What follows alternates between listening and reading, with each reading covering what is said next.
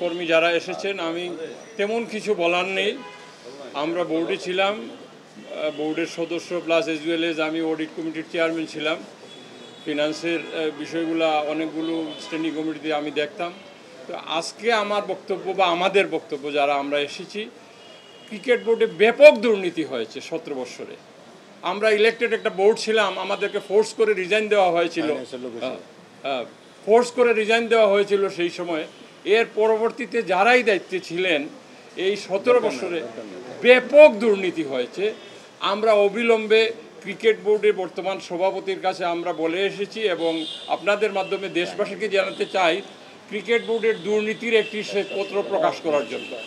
এবং আমরা মনে করি অবিলম্বে দেশবাসী জানা উচিত যে ক্রিকেট বোর্ডে কী পরিমাণ এই 17 বছরে আয় হয়েছে, আর কিভাবে লুটপাট হয়েছে, আর কিভাবে কোথায় ব্যয় হয়েছে, এগুলোর একটা সুষ্ঠু তদন্ত চাই। এটাই হলো আমাদের বক্তব্য। মাননীয় প্রেসিডেন্ট সাহেবের কাছে এসেছিলাম। আমাদের যারা এখানে আছেন তারা সকলেই আমরা এই বোর্ডের ক্রিকেট বোর্ডের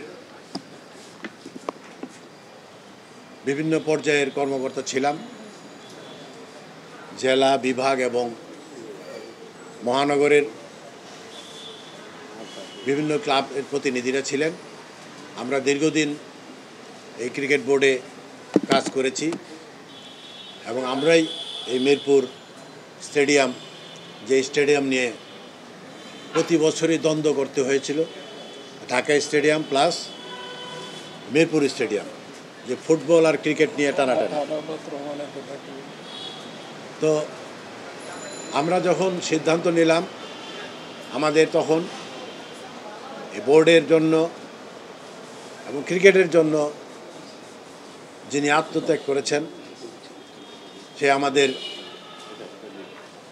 প্রিয় সংগঠক, আমাদের বাংলাদেশের সাবেক তিনবারের প্রধানমন্ত্রী, বাংলাদেশের মহান স্বাধীনতার ঘোষক শহীদ রাষ্ট্রপতি জিয়াউর রহমান সাহেবের দ্বিতীয় পুত্র মরহুম জনাব আরাফাত রহমান কোকো আত্মার বিবেহী আত্মার মাগফিরাত কামনা করে এবং ওনার নেতৃত্বে আমরা এই স্টেডিয়াম করেছিলাম এবং আমরা ফুটবল থেকে সরে মিরপুর স্টেডিয়ামে এসেছিলাম এবং উনি এই বাংলাদেশ ক্রিকেটের জন্য যে অবদান রেখে গেছেন সেটা বাংলাদেশের মানুষ এবং ক্রীড়াঙ্গনের মানুষ চিরদিন স্মরণ রাখবে। ওনার বিদেহী আত্মার আমরা মাগফিরাত কামনা করছি।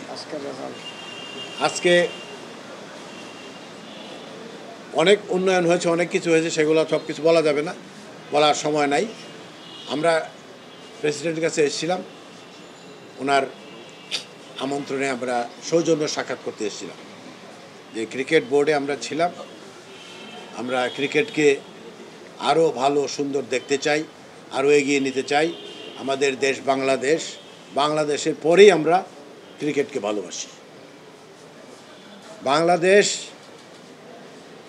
এবং ক্রিকেট, বাংলাদেশকে যেমন ভালোবাসি ক্রিকেটকেও আমরা তেমনি ভালোবাসি। আমরা ক্রিকেট খেলেছি, ক্রিকেট সংগঠক ছিলাম, এখনও আছি। সুতরাং এই ক্রিকেটের মায়া আমরা কতদিন ত্যাগ করতে পারবো না। এই জন্য আমরা প্রেসিডেন্টকে সহযোগিতা করার জন্য, যে ওনার যত রকমের সাহায্য সহযোগিতা দরকার আমাদের তরফ থেকে আমরা জানিয়ে গেলাম যে আমরা সহযোগিতা করার জন্য প্রস্তুত আছি।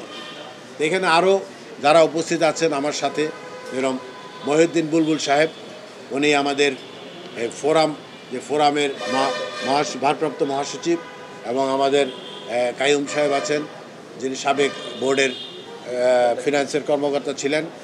আমরা আজকে এখানে কতিপয় প্রাক্তন বোর্ড, আমাদের সময় নির্বাহী পরিষদের সদস্য যেটা বর্তমানে ডাইরেক্টর, আমরা এখানে উপস্থিত হয়েছি। বিভিন্ন কমিটির চেয়ারম্যান এবং বিভিন্ন কমিটিতে আমরা দায়িত্বে ছিলাম ক্রিকেট বোর্ডে।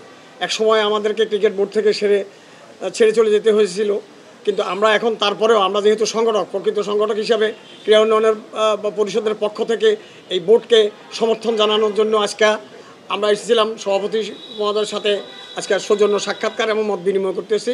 তো আমরা কামনা করব ভবিষ্যতে এই খেলাধুলার প্রতি আমাদের সর্বাত্মক সমর্থন থাকবে এবং যেন উনি সুন্দরভাবে বোর্ড পরিচালনা করতে পারে।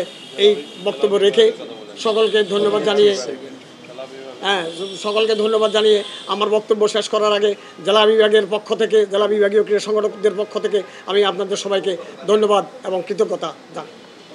আমরা যখন বোর্ডে ছিলাম তখন কিন্তু এই পরিচালক প্রথা ছিল না, আপনারা হয়তো মানে ভুল বুঝতে পারেন।